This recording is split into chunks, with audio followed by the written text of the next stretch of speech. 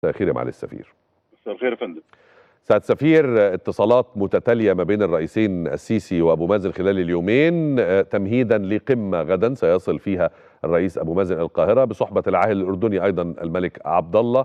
ماذا يمكن أن تحمل لنا هذه القمة؟ ماذا في أجندة الرئيس أبو مازن خلال هذه الأيام؟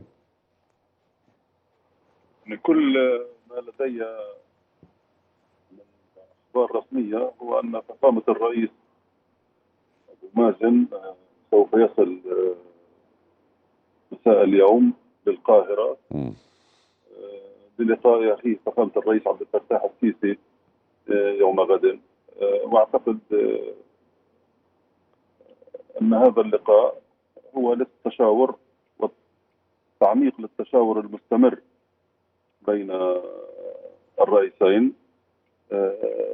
والذي لم ينقطع أبدا على مدار المراحل السابقة، وخاصة في الأيام الأخيرة بعد إعلان الرئيس الأمريكي أن القدس عاصمة لإسرائيل.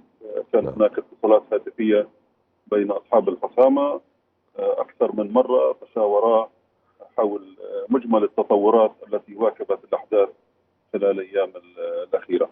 لذلك أعتقد أن هذه الزيارة تأتي من أجل تعميق التشاور حول الأيام القادمة وما يمكن أن يكون من خطوات مدروسة على الصعيد العربي والدولي أيضا. تمام. هل هناك كلام عن ترتيب لعقد القمة العربية التي